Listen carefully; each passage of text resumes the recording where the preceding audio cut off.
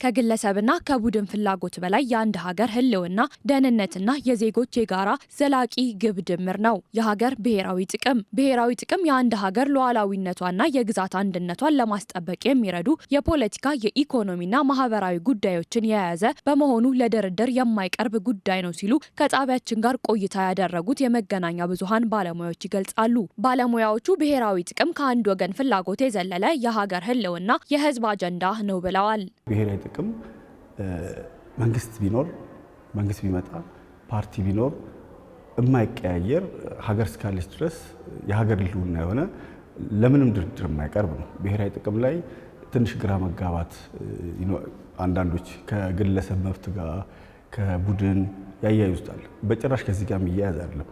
ብሔራዊ ጥቅም የሀገር ህልውና ነው። ትውልድ ሊቀባበለው ልክ እንደ ሩጫ እንደ ዱላ ቅብብል ትውልድ እየተቀባበለው የሚሄደው ነገር ነው እንጂ ብሔራዊ ጥቅም ለድርድር የሚቀርብ ነገር አይደለም።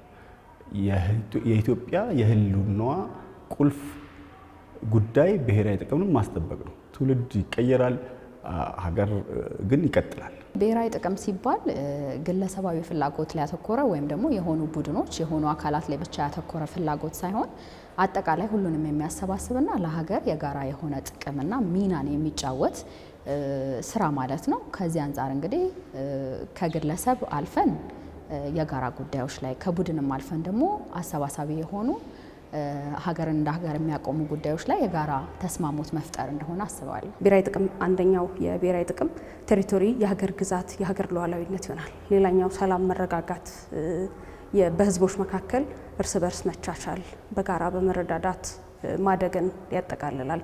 ሌላው ደግሞ የኢኮኖሚ ልዕልና ወይም ደግሞ የኢኮኖሚ ብልጽግና ልማት የሚባለው ነው። እንደ አባይ ያሉ የብሔራዊ ጥቅም ጉዳዮችን የሚጻረሩ የተለያዩ ፍላጎቶች እንደሚነሱ የሚያነሱት የመገናኛ ብዙሃን ባለሙያዎቹ ሚዲያዎች የተለያየ አሰራር ቢኖራቸውም ብሔራዊ ጥቅምን ለማስከበር ሁሉም በአንድነት ሊቆሙ ይገባል ነው ያሉት።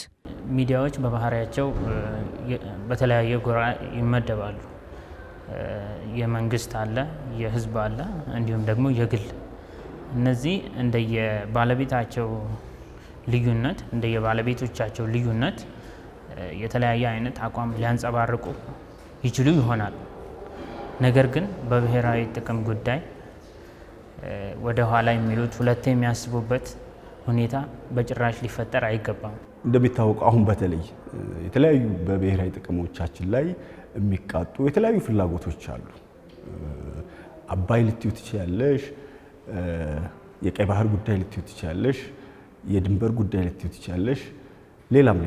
ስለዚህ ሚዲያዎች እንደ አንድ መነሻ አድርገው ሁሌም ከስራቸው ጎን ለጎን ሊሰሩት የሚገባው ትልቁ ስራ የኢትዮጵያን ብሔራዊ ጥቅም የማስጠበቅ ስራ ላይ ትልቅ ስራ መስራት አለባቸው ብዬ አምናለሁ። ሀገር ብሔራዊ ጥቅም ብላ የምታስቀምጣቸው የተለያዩ ጉዳዮች ይኖራሉ። በዚህ ረገድም ሚዲያ ኃላፊነት እንደሚሰማው አካል የሀገርን ብሔራዊ ጥቅሞችን በማስከበር ረገድ አስተዋጽኦ ማበርከት አለበት፣ ሚናውንም ሊወጣ ይገባል። የዚህም አንዱ አካል የሚኖረው ደግሞ ጋፖችን መፍታትና አሰባሳቢ ወደ ሆኑ ጉዳዮች ላይ መምጣት ነው። ከዚህም አንጻር እንግዲህ ትልቅ ሚና ይኖራል ብዬ አስባለሁ። መገናኛ ብዙሃን አንዳንዴ ባለማወቅ የሀገርን ብሔራዊ ጥቅም የሚጻረሩ ዘገባዎችን እንደሚሰሩም ተነስቷል። የኢትዮጵያን ብሔራዊ ጥቅም ለማስከበር ህብረ ብሔራዊ አንድነትን የሚያጠናክሩ ብሔራዊ መግባባትን የሚፈጥሩ አሰባሳቢ ትርክትን ለመገንባት በጋራ ሊሰሩ ይገባል ተብሏል። ሚዲያም ሀገርም ፓርቲም ከብሔራዊ ጥቅም በታች ነው። ከብሔራዊ ጥቅም በላይ የሚሆን የለም።